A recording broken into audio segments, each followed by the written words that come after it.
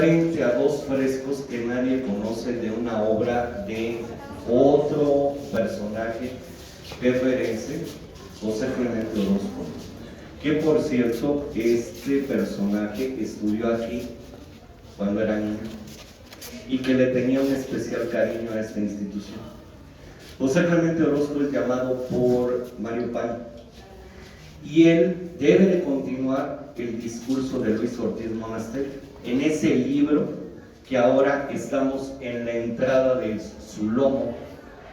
¿Y qué es lo que representa esto? Bueno, estos dos frescos que pues casi son inéditos, casi nadie conoce, se llaman Muerte y fin de la ignorancia y el pueblo se acerca a las puertas de la escuela.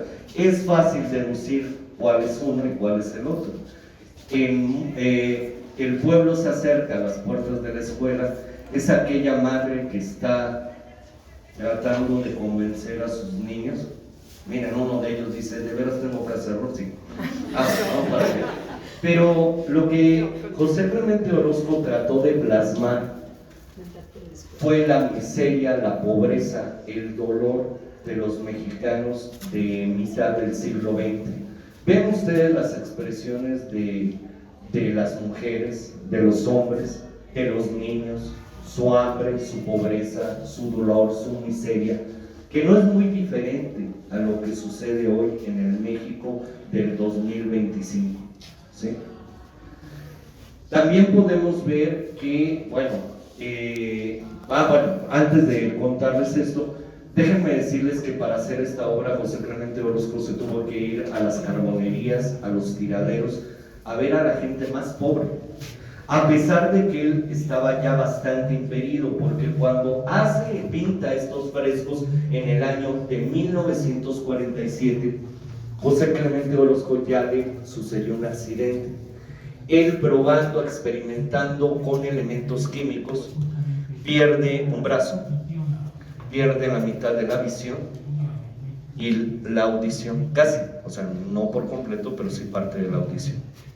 Entonces, imagínense, por eso los lentes, por eso se explicarán muchas cosas de él, y necesitaba de sus estudiantes para poder llevar a cabo pues estas obras, ¿sí? Otro dato curioso, por esta obra se supone que se le iba a pagar y terminó que nunca se le pagó. Estos frescos, sí, parte de elementos, es un juego de colores. Vean ustedes, bueno, lo primero que impacta es las caras de los personajes, ¿no es cierto? Pero luego los oscuros, si ustedes lo ven, dicen, ay, qué frescos tan oscuros, pero se empiezan a iluminar. Se empiezan a iluminar de abajo hacia arriba y parece que llega un momento en que hay una luz que está en esta parte. Ven ustedes cómo cambia la mirada, los ojos de las personas, como si hubiera un crucifijo en medio. Como si hubiera un elemento que redimiera a la sociedad mexicana, un halo de esperanza, y la esperanza estaba puesta en la educación. ¿Sí? Así es. Y bueno, ¿qué es lo que sucede? Que los alumnos de esa época entraban a este vestíbulo y tenían que estar convencidos en este discurso que ellos iban a formar parte de este proceso y que ellos iban a formar parte del proyecto de redimir a nuestra sociedad a partir de la educación, y que nuestra tarea no era con las clases más altas, era con las clases más bajas. Ese era nuestro punto, nuestra dirección, nuestro propósito, ¿sí? Por eso los colores, si se fijan que se mantiene el ocre, se mantiene el negro, esto, y tenía que convencerse al estudiantado de su misión. ¿Saben a qué edad entraban los estudiantes a esta escuela? A los 15 años. De la secundaria se pasaban para acá y egresaban de esta escuela a la edad de 18, 19 años. Y tenían que ir no a la escuela que querían como ahora. Podían tocarles la Ciudad de México, les podía tocar Baja California, les podía tocar Yucatán, donde fuera, donde hubiera la necesidad educativa. Bueno, Pues estos frescos son, la verdad, durante mucho tiempo se los quisieron llevar las autoridades de la UNAM, porque pues es una obra maravillosa, pero ¿qué creen? Éjele que no pueden llevársela. ¿Por qué? Una, porque los normalistas no lo permitiríamos, y dos, porque literal no se pueden sacar de aquí. ¿Por qué? Porque cuando se construyó este edificio estaba abierto a los lados en esas partes, pero después se construyeron esos ventanales, así que ya no se pueden sacar. Ahora, es curioso que nunca me preguntan, bueno, ¿y el edificio de 71 metros? ¿Qué pasó? ¿Saben qué pasó? Bueno, por ahí ya no tienen una pista. En el año de 1957 fue el primer gran sismo que tuvo la Ciudad de México. Entonces, ¿qué fue lo que sucedió? Que nuestro edificio de 71 metros se la dio. Lo primero que se hizo inmediatamente fue quitarle 3 pisos para aminorar el peso, pero pues seguía desviándose, y ahí tenemos fotografías en el Colegio de Historia donde primero se le quitaron los 3 pisos, pero no era suficiente. Y pues, ¿por qué sucedió esto? Bueno, pues porque yo dije al principio que Mario Palmi era arquitecto, no ingeniero. Y hay una falla que pasa exactamente por esta zona, que quienes laboramos aquí sabemos perfectamente cuando tiembla, y sí se siente bastante. ¿Qué es lo que sucedió? Pues que no consideró esto, y para el año de 1972, año muy bonito, luego les cuento por qué, bueno, todo muy bonito, en el año de 1972 se tuvo que demoler por completo, porque era el edificio o el vestíbulo, y lo que pasa es que comprometía a los 2 conjuntos de frontispicios, entonces teníamos que decidir. Actualmente se pudiera volver a construir el edificio, sí, con materiales más ligeros. Lo que ahora no hay es presupuesto, pero bueno, ese es otro tema. Pero el caso es de que por eso se quedó encerrado estos frescos aquí, por eso es que se tuvo que demoler ese edificio, y por eso ahora nos encontramos con esta construcción.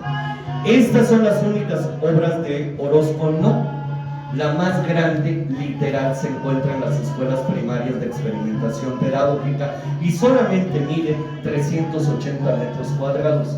¿Quieren conocerlo? Usted dice que aquí se llevó a cabo la segunda conferencia general de la UNESCO. ¿Dónde? ¿Alguien de ustedes se imagina dónde? ¿No? Bueno, pues había una construcción que estaba pegada al edificio de 71 metros hasta las escuelas primarias anexas. Ya ven que falta una parte.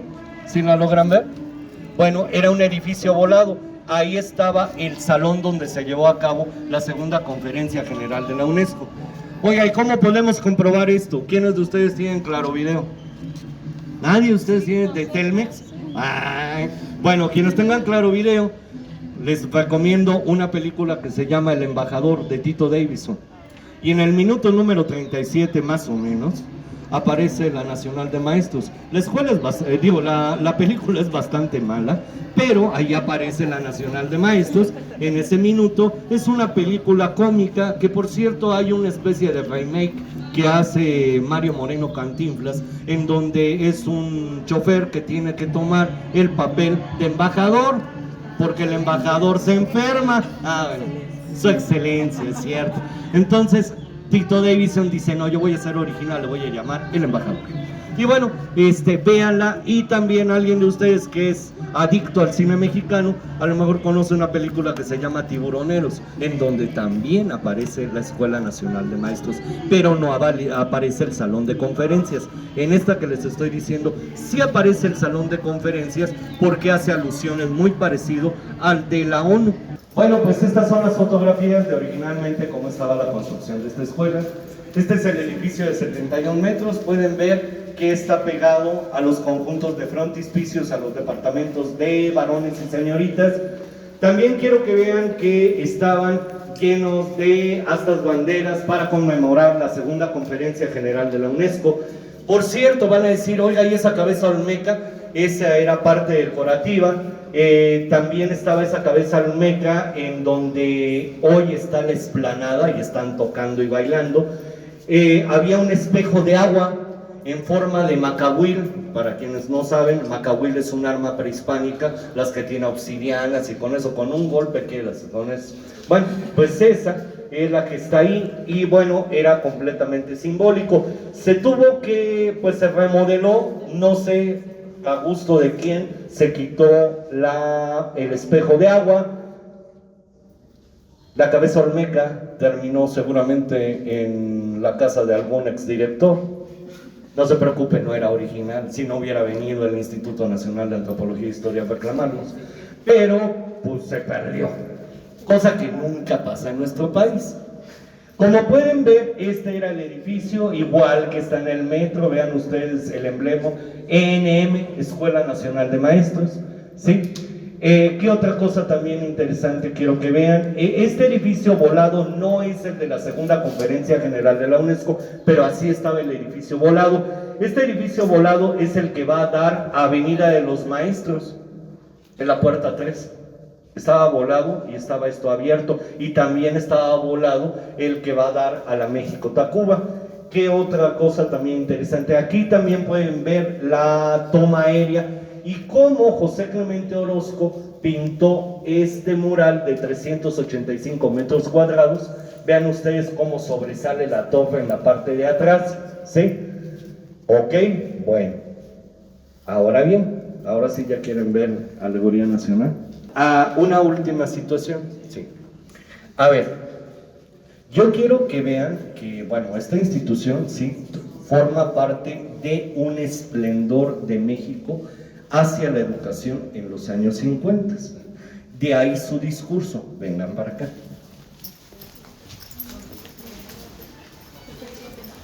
Cuando uno llega a ver por primera vez Alegoría Nacional, es majestuoso. Se sorprende y dice uno, ay, no inventes. Para empezar, el tamaño del mural es monumental. Pero por otro lado, el simbolismo. Siéntense, por favor, para que no les vea.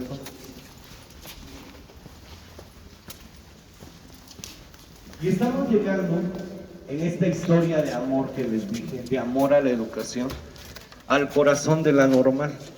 Este es el corazón de la normal. Y me van a decir, ¿por el mural? No. Ahorita les voy a decir por qué. Bueno, el mural es alegoría nacional, que como toda alegoría es una representación simbólica, en este caso, de la historia de nuestro país. Y está dividida en 3 momentos: la época prehispánica, la época virreinal, colonial, y el México contemporáneo, el México independiente. Cuando llega José Clemente Orozco y le dicen que va a pintar este muro, para empezar, es su última obra, 1948. 1948 la termina, la inicia en 1947. Llega y esta pared está completamente blanca. ¿Se la imaginan? Pero hay un pequeñísimo detalle que no se había considerado. ¿Cuál? Que la puerta está ahí. Dice, ¿y esa puerta? Sí, igual que ustedes dicen, ¿y esa puerta qué onda? Y lo primero que dice, me quitan esa puerta. Dice, no podemos quitarte esa. ¿Por qué no? Porque esa puerta es lo único que queda del edificio que les conté de 1924 con Lauro Aguirre, de ese edificio neocolonial, que por cierto acaba de cumplir 100 años. Dice, no lo pueden quitar. Dice, no es símbolo de la normal, ¿cómo crees? Y entonces, pues vas a tener que pintar considerando la puerta. Entonces, pues para José Clemente Orozco, pues es un doble problema, ¿no? Dice, híjole, primero las dimensiones y después la puerta, en un espacio cóncavo, y además, pues, ¿cómo le hago para que no se deteriore este mural? Pues voy a utilizar una sustancia química con el que había experimentado, que es siliciato de tiro, ¿sí? Una especie de, ¿cómo se le llama esto? Silicón, por decirlo así, para que se logre proteger. Pues imagínense qué fuerte no da el sol directamente. Uy, a las 11, 12 del día pega fuertísimo el sol. Pero bueno, además hay otras innovaciones. Tenemos incrustaciones de acero, de aluminio, ya lo vieron en la serpiente, que es completamente innovador en el muralismo. El mural tiene elementos de cubismo, elementos de modernismo y hasta algunos hablan de ciertos elementos impresionistas en su conformación. Ahora bien, podemos ver el elemento prehispánico representado, ya vieron la pata del águila, la cabeza del águila, la serpiente, esa mano indígena que está construyendo una nación, también un perfil maya y un hombre que está en un proceso de mestizaje. Ese hombre está tratando de destruir los elementos del pasado que han deteriorado a su sociedad. Pareciera que se transforma en una maquinaria que dispara dardos hacia una serpiente, a un elemento que lo detiene o tratando de avanzar y elevarse él hacia el progreso. Él está sufriendo un mestizaje y pueden ver una conversión de un hombre indígena a un hombre mestizo. También podemos ver cómo está construyendo, cómo se está edificando en este discurso una ciudad, si se fijan que se va construyendo poco a poco. Podemos ver otros elementos prehispánicos como los círculos negros que representan los aros del juego de pelota y que son representativos, muy representativos en la cultura prehispánica, porque es precisamente la noche y el día, la vida y la muerte. La muerte y la creación de algo nuevo, ¿sí? Bueno, tenemos esos resortes como si fueran amortiguadores que están edificando, construyendo. Este personaje acaba de romper una espada. ¿Cuál espada? Una espada que está ahí en medio, símbolo de la colonización. ¿Okay? Y bueno, es muy evidente que el elemento prehispánico está presente.